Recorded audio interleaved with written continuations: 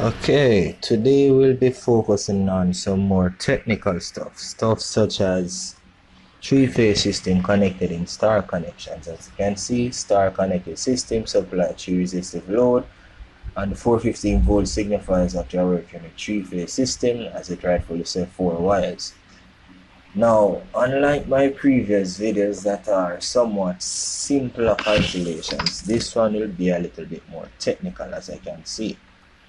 Things won't be as easy as they were before. Alright, so this is how you actually connect a star connection in three-phase system. So you have star and you have delta connection. I'll be going through various connections and calculations in this tutorial. So we have three loads, resistor 1, 2 and 3, all connected in a star connected system, with the fourth line being the neutral line. So you have IR, that's current R, current neutral, which is a neutral current, and then you have current Y, and then you have current B. So these are the lines. So here you have line B going around, line Y meeting at the point, line N, which is neutral line, and line R coming over, each having their own resistors and loads. So we have load of 24 kilowatts. If you don't understand what kW means, 12 kilowatts, 18 kilowatts, as the figure rightfully shows. In this now, we should be able to calculate the phase voltage, because the line voltage was already given. As you can see, 415 volts signify the line voltage, so that is voltage between here, line voltage, same 415, 415, so that's a line voltage. Now we are going to calculate phase voltage. Phase voltage is equal to VL divided by root 3. However, if you look closely on the formula, if you do a transposition of the formula, you would understand that line voltage is really VP, which is phase voltage, multiplied by square or root 3. So when you come down a little bit more now, that you actually have that understanding in mind, then you can say, alright, then we know what our line voltage is, which is 415 volts, which was given, and then we transpose in the formula dividing that by root 3. Then we then come to 240 volts as our phase voltage. So that will be the voltage between each line. Cool. And the phase of this system, well, basically, as you can see, 120 degrees out of phase. You have right here one phase, one phase, one phase. The diagram is not fully drawn, but we'll actually calculate the phases as we go along. So the next thing that we have to calculate is IR, which is current R. Now current R is equal to power R divided by VR. Now, if we calculated that the voltage was 240 volts right here, as we signify, then what that is basically telling us is that right here we'll be using about the same 240 volts, because that will be the voltage of R. And the power for R is actually 24 kilowatts, as you can see right here. So we're using about the 24 kilowatts. Now that's basically dividing 24,000 by 240, and then you would end up with something as 100 amps. So basically line R is taking or consuming 100 amps. IB, which is line B, you repeat by the process, power B divided by volts. Here again you see the consistency of having the 240 volts, which you calculated for the phase voltage. Then you have the 12 kilowatts being divided by that, then you ended up having 50 amps.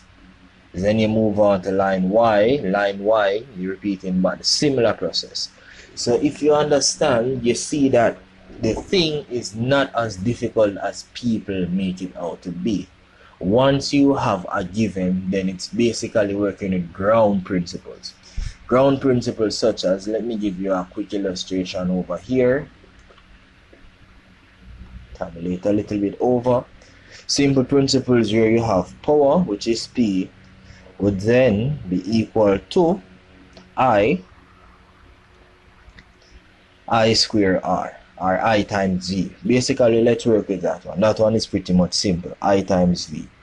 So if you basically work with the formula I times V, then you would understand that we work in basic electrical principles here, just that you might be working with larger numbers, but it's the same principle. Even though you said, oh, we have to calculate phase voltage different from line voltage, you then understand that right here, all you're actually working with is this being what it is, the power itself, power doesn't change. Meaning that if power doesn't change, voltage don't change, current don't change, then the formula still remain the same. P is equal to I times V. Basic principle, basic electrical principle, people. Alright. So you move along then. So that we have now that we have calculated that, then you can then look at, so alright, then how we calculate the neutral current.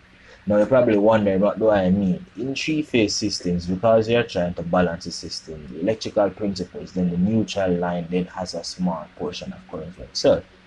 This is how you then calculate that current. You will have the horizontal components of the neutral line, which is 100 amps cos 90 degrees. While we're cosing, cos falls on the horizontal plane, and you will understand based upon the power triangle where you would have true power, apparent power, reactive power. True power, apparent power, and reactive power. All these mean that you're working with Pythagoras theorem. On the horizontal component, you have the cos, which would fall on the straight line. Then you have the reactive power, which would fall on the vertical axis, which would be the opposite adjacent and hypotenuse. Hypotenuse will then be S, the power that you're actually sending, and then you have true power, power that you consume, and you have reactive power. That's the power that is being wasted. So now that you have a little understanding of that, you're moving on a little bit further and said, alright then, it's pretty much simple. You're probably wondering for yourself, how then you get these degrees? You have 90 degrees, then you have 330 degrees, then you have 210 degrees. If we look back carefully, with respect to the neutral, you have what you have right here, 90 degrees, which is IR. Then with respect to the neutral line, you have what you get right here, which is 210 degrees. Now with respect to the neutral line again, you have what you get right here, which is 330 degrees. So, looking at it, without the neutral line, you have a simple 120 phase difference, apparently. And then as you look closely, if you get a protractor and measure for yourself, you can pause the video and measure it for yourself. You'd actually see that, oh, these are exactly as they made them out to be. So this is how you can calculate this thing. It's not that tedious as other spreadsheet. Alright? Fine. So always remember, all calculations are in respect to the neutral line. Now you have our vertical components. As I can see, you're working with sine. So all you do for horizontal components, once you have the degrees, you then replace the mathematical equation of cos with sine. That's it. So you sine right across the board, and then you get a vertical horizontal components. Now, this should bring back some basic 9th grade maths to your memory. All you're working right here is the hypotenuse, whereas you have the adjacent, you have the opposite, and now you're working out the hypotenuse, which is basically the square root of what you would have as here being what? 8 square v square. Pretty simple, right? Alright, cool. Then you then calculate the total IN, which is neutral current, and you'll arrive at what you'd have, 43.3 amps. Alright, so that was pretty much simple. Nothing too nerve-wracking, nothing too difficult. We're looking at another question, and then I think I'll leave this video after I finish this question. Please like and subscribe. Alright? So now we have another question where we have 3 coils, each having resistance 6 ohm inductance LH, which is Henry, are connected in a star of 415 at a 60 Hz 3-phase supply. The line current. Now I wanted to look at something key here. If you get the line current, then it's time to find the value of L. L, which means that the inductance. Now you're probably wondering, how am I going to find the inductance when I just got line voltage, hertz, and then knowing that it's a 3-phase system and 6 ohm as inductance, and then I'm supposed to find that. Now based upon the principles in star connections, IL is equal to IP. Now you're probably wondering, what do I mean by this? What I'm basically saying is that the line current IL is equal to IP, which is a phase current. Now if the line current is 30 amps, then therefore the phase current is also 30 amps. Now if you remember from earlier days how to calculate from previous calculations up here, we'll be calculating phase voltage. You then see where VL divided by root 3. So if you come back down here on the question, then you can actually see that, oh, hey, it's the same principle all over again. Which means that if you have VP, which is the phase voltage for the connections, VL divided by root 3, then you can arrive at the same 240 volts. Since IP can also be calculated from the formula, now this is where things get a little bit technical. IP is equal to VP divided by ZP. Now ZP is total impedance. Alright? Cool. So then by transposing the equation, we can find ZP. ZP is equal to VP divided by IP. That would then equate out to 240 volts divided by 30 amps, which is equal to 8 ohms. You're probably wondering, where am I heading with this again? The simple circuit for this, what you really have is, let me see if I could get to draw it for you. Alright, I'm getting a little difficulty here, but let me see how best I can draw this one for you. What you really have taking place here is you having something very simple. Whereas right here, you'll then have that as a series circuit. You will have right here, you will then have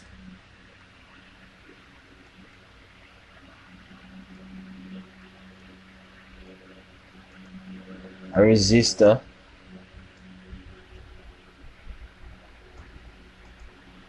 so this would be your resistor, and then this side of it you will also have copy paste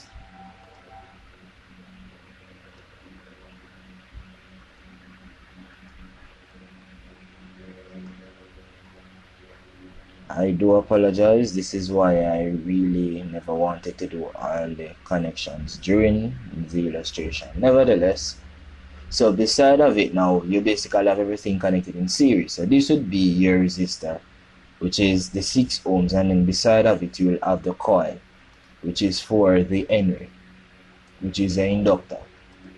So let me see if I can find something best to show you that.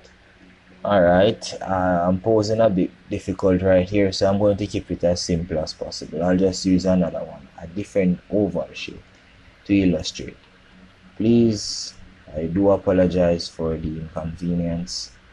Again, I wish I could have done a little better, but hey.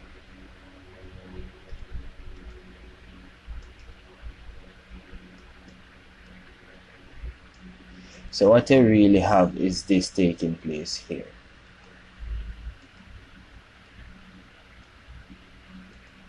Whereas right there, and then you then have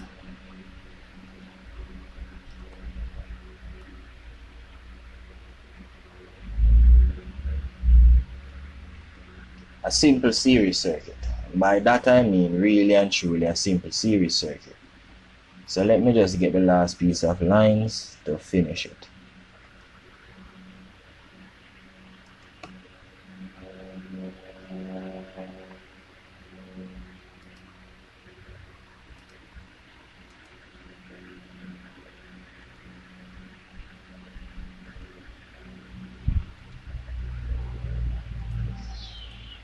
Alright, bear with me, just bear with me. Alright, and then here you'd have a voltage source line again.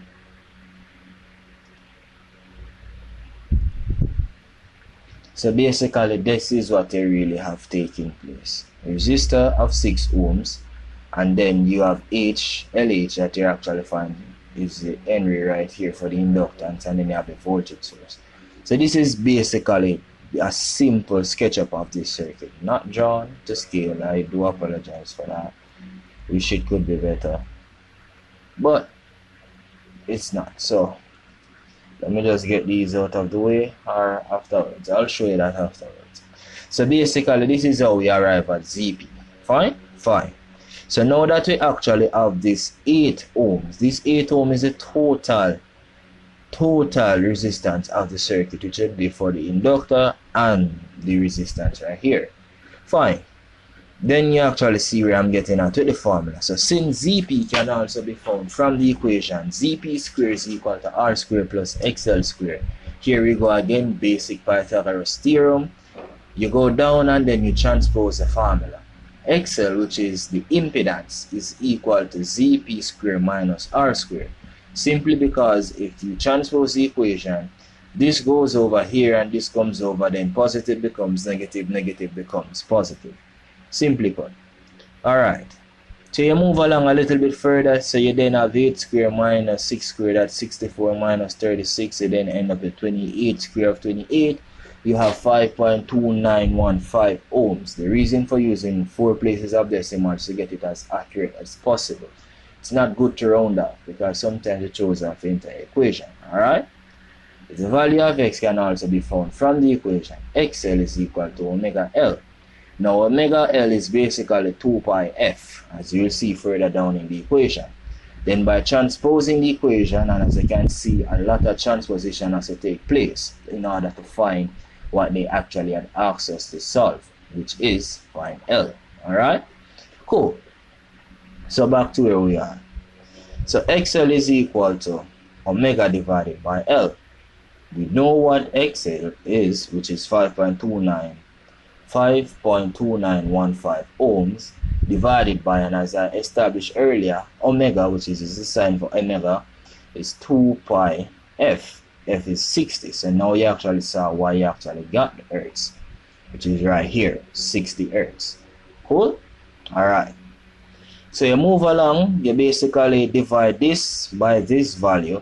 So as you know, this doesn't have a unit. These are just numbers divided by ohms, and then you end up with 14.036 millihenry. So this is how we actually ended up with our answer. So we left from all the way up here, from this simple thing, sketching up a basic circuit showing the resistance and the inductance to arrive at our answer of 14.03 millihenry. I do hope that you appreciate the video, and thanks for watching. God bless.